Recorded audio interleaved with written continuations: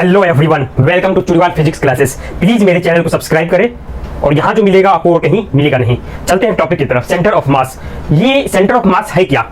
Centre of मास के concept को समझने के लिए हम पहले दो पार्टिकल की बात करेंगे, फिर थ्री पार्टिकल्स की बात करेंगे, फिर एन पार्टिकल्स की बात करेंगे, फिर देखेंगे क्या होती है सेंटर ऑफ मास, इसे कैसे डिफाइन किया जाता है और इसके बाद इसका क्या एप्लीकेशन है, क्या यूसेज है, ये इसके बाद वाले चैप्टर में, बाद वाले टॉपिक्स में देखेंगे। चैप्टर तो सेम रहेगा, चैप्टर सेम नहीं है ये, तो इसी चैप्टर में आपको सेंटर ऑफ मास का सिग्निफिकेंस पता लगेगी इसके बाद वाले टॉपिक में। तो देखते हैं सेंटर ऑफ मास को कैसे डिफाइन करते हैं। अगर दो पार्टिकल है, सपोज उसको मैंने किसी एक्सिस पर दो पार्टिकल को, अगर दो पार्टिकल तो 100% वो किसी प्लेन पर आएगी। सपोज इस प्लेन पर दो पार्टिकल्स है, अगर इस प्लेन पर आप बोले नहीं ये एक पार्टिकल इस प्लेन पर है और दूसरी पार्टिकल यहाँ है, तो इसको भी तो एक प्लेन मान सकते हैं। जब दो पार्टिकल हो तो 100% किसी न किसी प्लेन पर होगी वो। अगर थ्री पार्टिकल है तो हो सकता है कि वो एक प्लेन पर हो या ना हो, है ना। अगर उसका अरेंजमेंट ऐसे रहे कि दो पार्टिकल तो इस प्लेन पर है, तीसरा इस तरह से रहे, इस तरह से रहे, कैसे भी हो सकता है। अगर n पार्टिकल है तो हो सकता है वो भी स्पेस में भी हो सकती है। तो स्टेप बाय स्टेप आगे बढ़ेंगे। पहले दो पार्टिकल लेंगे, सपोज x और y एक्सिस में डिनोट कर रहा हूं, उसके बाद I am taking x and y axis, x axis and y axis, ये वाली x एक्सिस, ये वाली y एक्सिस। दो पार्टिकल है, मैं उसको यहाँ पर ब्लू कलर से शो कर रहा हूँ। ब्लू कलर से मैंने शो कर दिया m1 एंड m2, और आपको ये भी पता है कि m1 की डिस्टेंस x1 है और m2 की डिस्टेंस x2 है। अब सेंटर ऑफ मास निकालनी है। सेंटर ऑफ मास निकालने के लिए आपको सिंपल क्या करना पड़ेगा, सिंपल आपको एक फॉर्मूला लगानी है। क्या फॉर्मूला है सेंटर ऑफ मास के लिए? x की जो कोऑर्डिनेट होगी वो m1 x1 plus m2 x2 divided by m1 plus m2 ये हो जाएगी। अगर यहां पर यही सेम कैलकुलेशन को आप कैलकुलेट करेंगे फॉर सेम मास, अगर ये दो मासेस अलग अलग ना होकर सेम हो, if m1 equal to m2 you will see that x की वैल्यू क्या हो जाएगी, x1 plus x2 multiplied by m equal to, इसको आप m के इक्वल ले ले, यहाँ पर 2m हो जाएगी। ये m कैंसिल, तो x1 plus x2 by 2। It means that अगर सेम मासेस हो तो उसकी सेंटर ऑफ मास इन दो मासेस के बीच में लाई करेगी, इन दोनों मास के बीच में। क्लियर?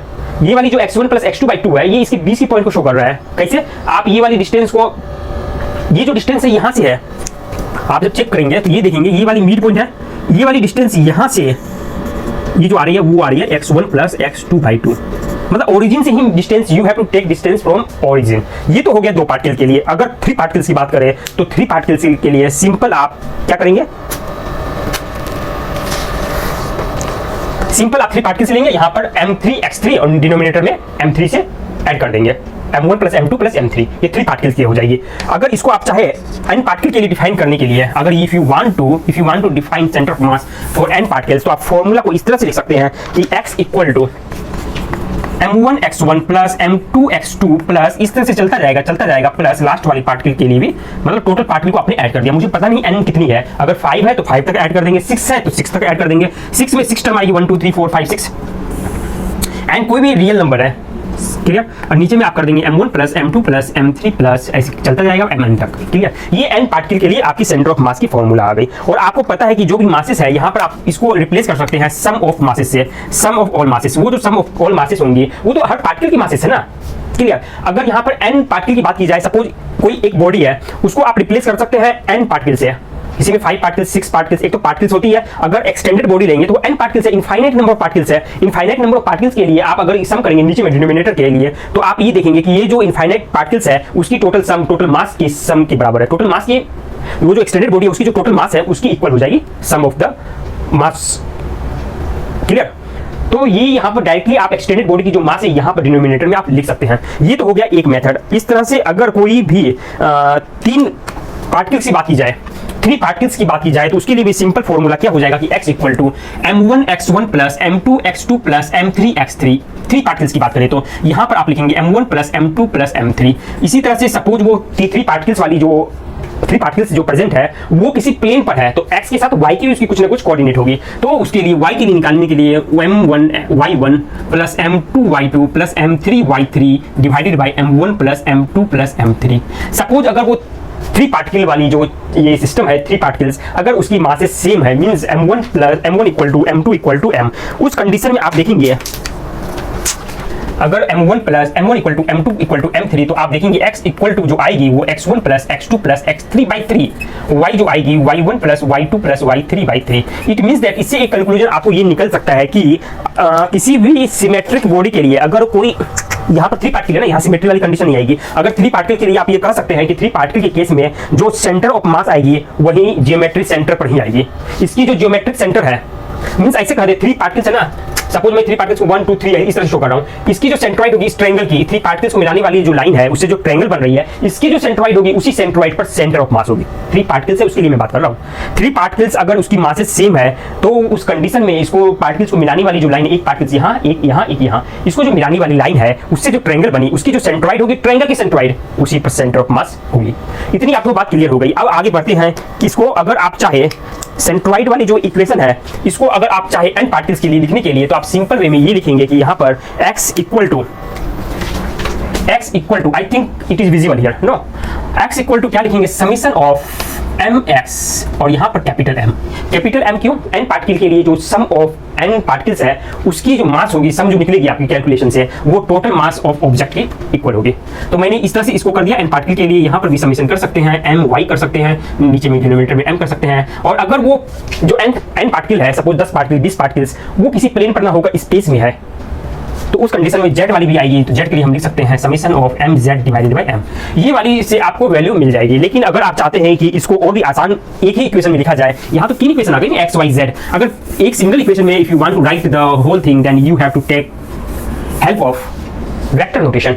वेक्टर से आप अगर चाहेंगे लिखना तो उससे एक इक्वेशन में ये चेंज हो जाएगी।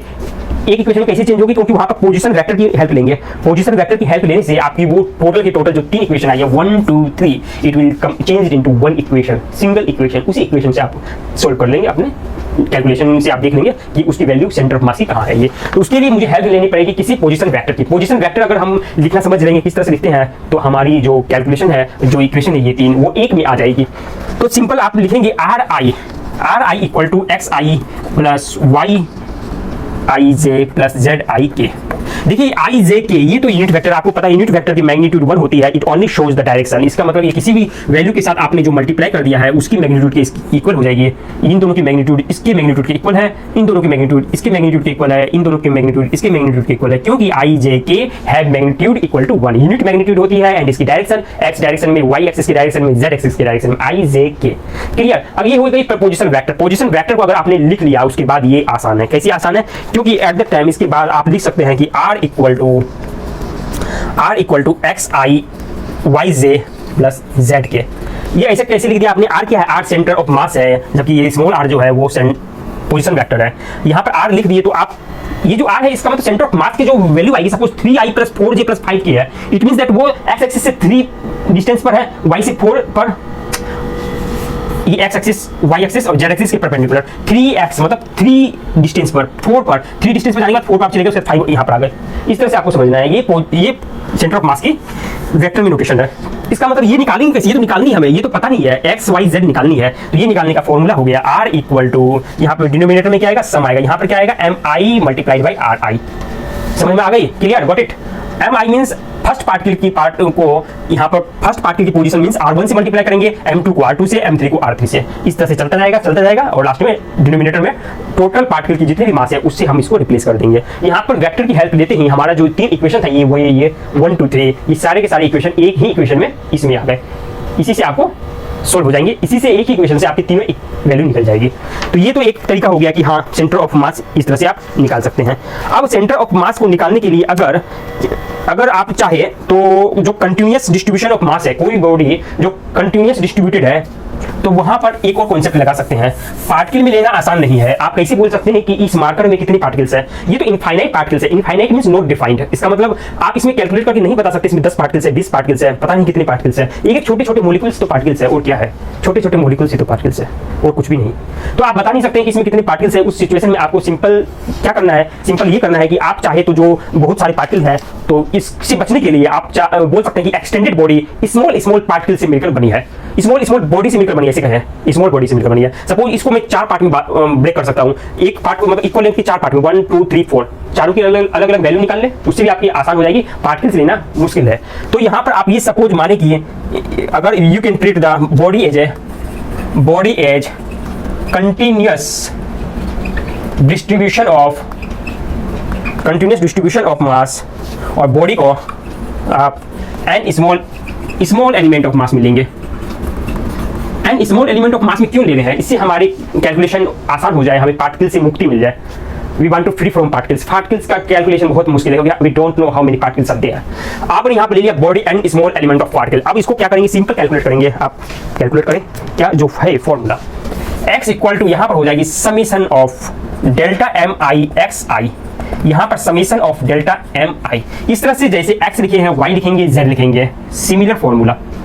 लेकिन यहाँ पर आप जब इस तरह से लिखते हैं और आप देख सकते हैं जैसे ही n स्मॉल पार्टिकल, n कितनी है जो आप गिनती कर सकते हैं, काउंट कर सकते हैं, लेकिन जैसे जैसे n की वैल्यू आप बढ़ाएंगे, n इंक्रीज करते जाएंगे, मींस 5 की जगह 7, 7 की जगह 10, 11, 12, 13, 50, 500, 600 जैसे जैसे बढ़ाएंगे, then summation term will be exact and will change into integration. Integration में चेंज हो जाएगी तो हमारी एरर भी खत्म हो जाएगी और हमारा जो आसान हो जाएगा काम। तो यहाँ पर हम n की वैल्यू को बढ़ा देंगे, कितनी बढ़ाएंगे, कितनी इंक्रीज करेंगे, जिससे कारण से डेल्टा एम आई ये स्मॉल स्मॉल बहुत छोटी होती जाए, तो n बढ़ाएंगे तो ये स्मॉल ऑटोमेटिक होती जाएगी, जिससे हमारी समेशन वाली जो कैलकुलेशन है वो इंटीग्रेशन में चेंज हो जाएगी। तो हम फिर लिख सकते हैं कि ये वाली जो चीज़ है यहाँ पर समेशन डेल्टा एम आई, इसको जब करेंगे तो इसको फिर से आप लिख सकते हैं कि ये हो गई integration of d m equal to M. Integration of d m क्यों, क्योंकि जैसे ही इसको आप छोटे छोटे बहुत सारे छोटे पार्ट में लेंगे, मासेस बहुत सारी हो जाएगी, छोटी मासेस हो जाएगी, क्योंकि एन बढ़ा रहे हैं तो मासेस घट रही है, घटेगी तो d m is very small value of masses, वो फिर इसको आप समेशन को फिर चेंज कर सकते हैं, इंटीग्रेशन में इसको चेंज कर देंगे डी एम में, मींस वेरी स्मॉल मास। ये जो आप कैलकुलेट करेंगे इससे आपकी capital M means total mass निकल जाएगी। इस तरह से आप टोटल मास निकाल लेंगे और यहाँ पर जो समेशन थी delta m i x i, उसको आप चेंज करके लिख सकते हैं x d m. Clear, delta m i को आप लिख सकते हैं डी एम, क्योंकि जैसे ही आप number of particles, number of small element increase करेंगे, मींस एन की वैल्यू इंक्रीज करते जाएंगे, एम डेल्टा एम घटती जाएगी, जब घटेगी तो लिख सकते हैं D M.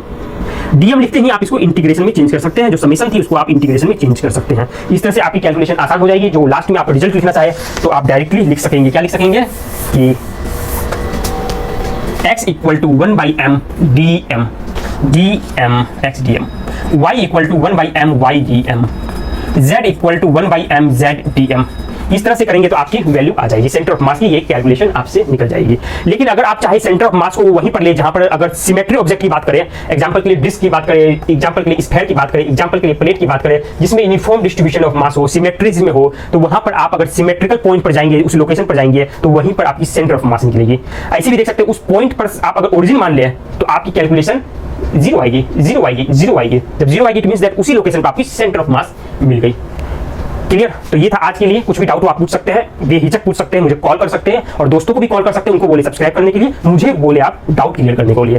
Thank you everyone, please subscribe my channel. Thank you.